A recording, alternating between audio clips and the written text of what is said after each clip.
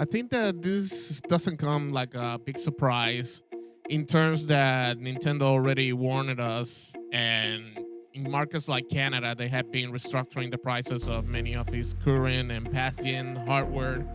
Talking about the family of the original Nintendo Switch, and this past week, Nintendo issued a brief statement announcing that as of this past weekend, starting on August 3rd, 2025, pricing on Switch hardware, the Switch Lite, the standard Nintendo Switch hardware, and the OLED model, as well as select Joy-Con controllers and other accessories, will have their prices raised up here on our market in the United States, and that includes its territories. And before entering into the context, I think that we should share what this means, plain and simple mathematics. And we start with the Nintendo Switch Lite, which is the true portable version of the Nintendo Switch with a little minimized specification, including like not being able to be docked at least like the original Nintendo Switch does. The previous most suggested retail price for the Nintendo Switch Lite was about $199.99. The new prices will set up to $229.99. This is an increase of $30. And next, we got the standard Nintendo Switch Lite we met back in 2017, hybrid of a console and portable. Big evolution from what was the full screen controller of the Nintendo Wii U, and I kind of knew that this was the direction that Nintendo was going after the generation of the Wii U. In days where Nintendo DS, the 3DS, already captivated what the Game Boy and Game Boy Advance started in almost like 3 decades ago. Or I mean, not 3 decades, I mean like 3 generations ago. From $299.99, it will set up for plus $40 or $339.99. Next, we got the Switch OLED, which bring us the same standard Nintendo Switch, a little raise up battery or an improved battery, of course, to power up a OLED screen from $349.99 will go to $399.99 or plus $50 of increase. The original controller Joy-Con set will go $99.99 or an increase for $5 of the original price. And we also got the Alarmo clock accessory, which went on sale last year. From $99.99 will go to $109.99 or a $10 increase. Now, keep in mind, and maybe to do like a little bit of a more direct average, it means that this adjustment reflects an average increase of 12 to 50% across core hardware and accessories. And before entering the consumer aspect or point of view, I think that it's fair that we should go first with the uh, economic drivers or the economic perspective. And why not?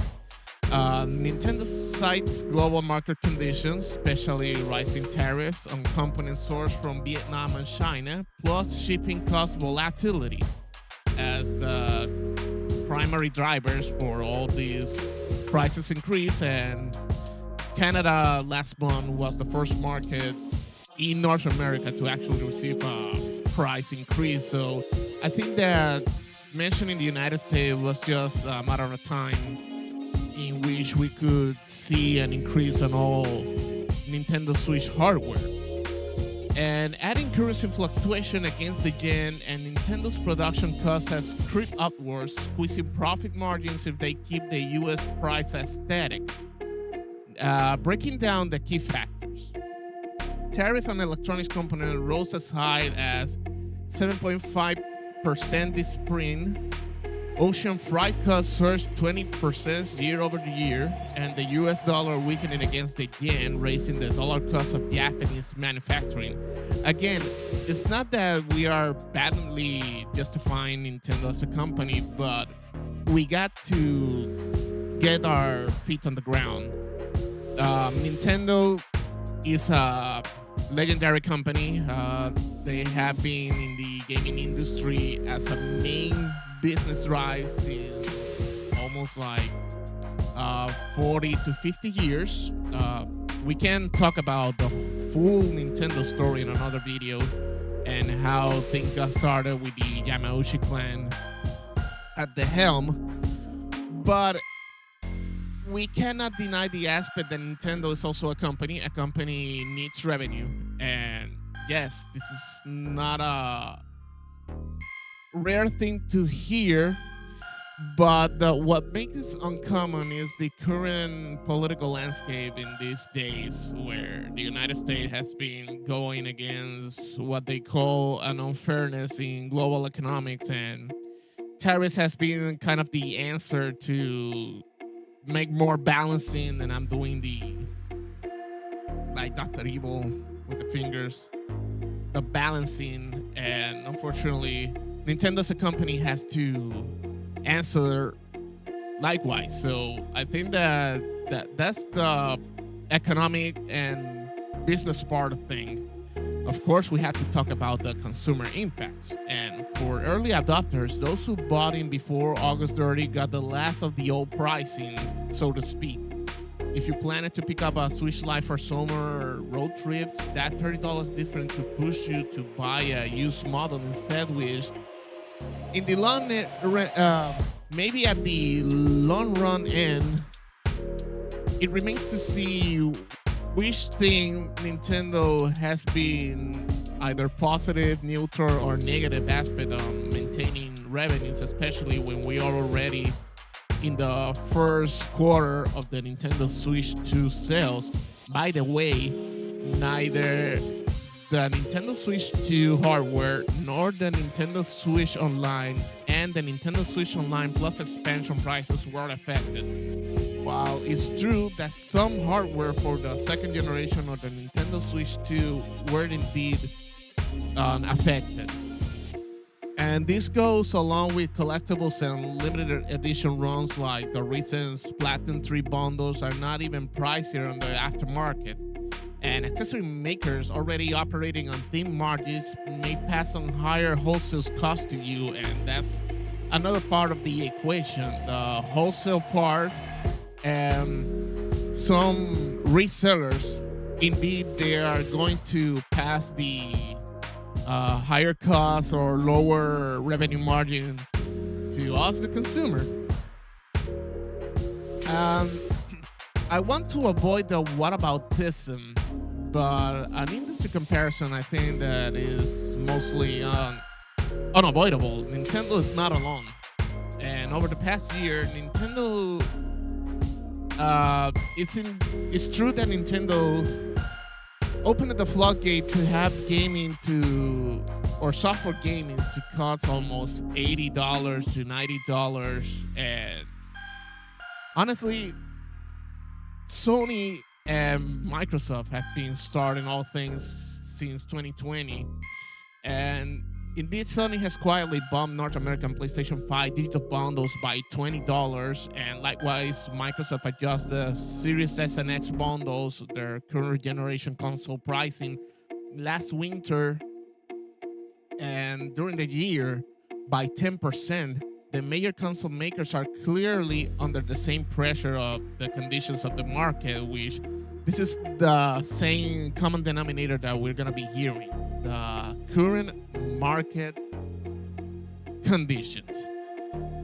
So, early reactions as part of my notes that I'm checking here. Major retailers updated listing overnight, and obviously you will be seeing, or you're already seeing the new most suggested retail prices on store like GameStop, I should say, Amazon, Best Buy, and Walmart.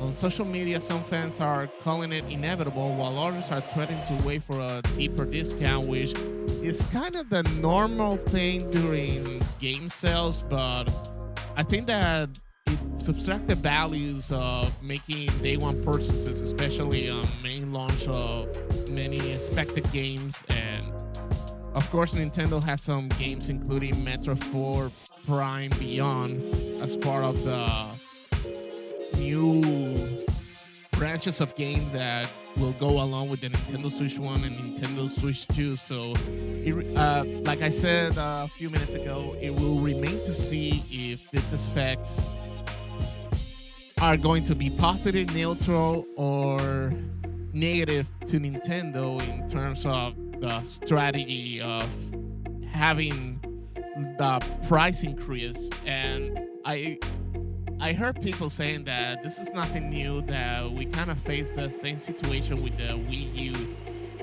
But again, I wanted to avoid the whataboutism, but comparing with Sony and Xbox, I think that this is the first generation where the past generation is actually being with a price raise in the terms of Nintendo Switch, and this is the first time ever that mid-generation consoles actually does get pricier.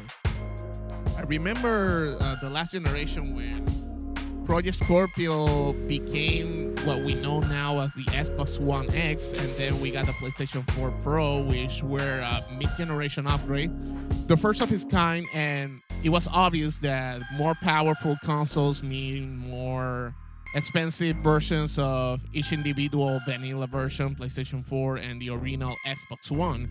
So that was that.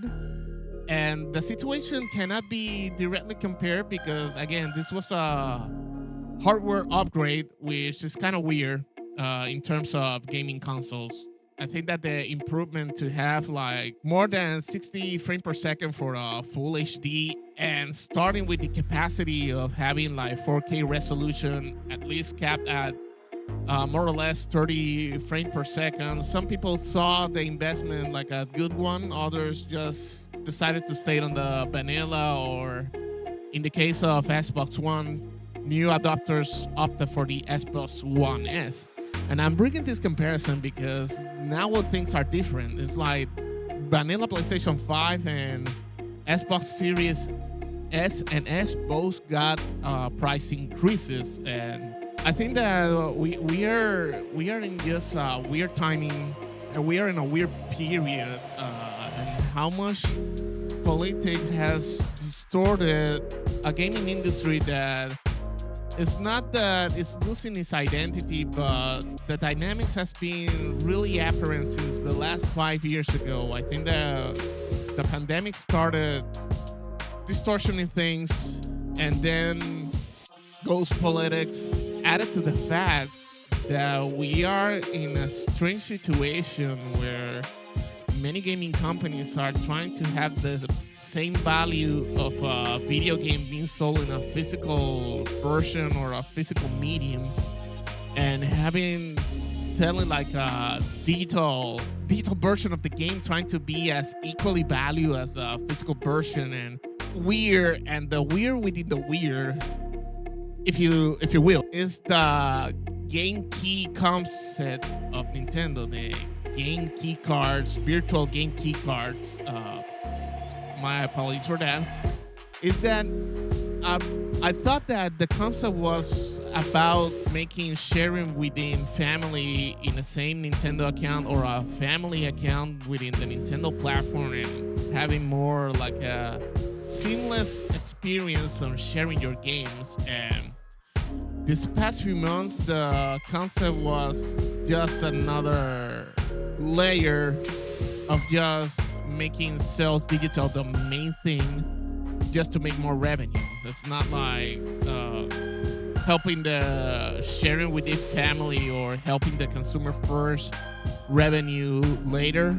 I think it becomes like the yin yang-ish of this is revenue first for the company. And I don't think that this is kind of being helpful outside of just gaming sharing. And I think that this was like a lost opportunity for Nintendo to maintain the value on buying physical games. And I I honestly would say that my first kind of bad signal was with the legendary edition of Overwatch of the Nintendo Switch. I was happy with the version because I wanted to really dive into Overwatch originally on the Nintendo Switch, and I was happy about the crossplay functionality with all the consoles and PC along with the Nintendo Switch. But for the surprise, the legendary edition of Overwatch, which included all the current DLCs that was already launched elsewhere, like in PC on console, the game didn't include like a physical version. It just included like a postcard with the game code, and I knew that this was an example of maybe what the future got in store. Is like, yeah, let's sell like $60 of a game case empty with just a little paperwork that had the code, and that's it. To be honest, Nintendo Switch was my hero of the past generation in terms of making the value of buying physical games.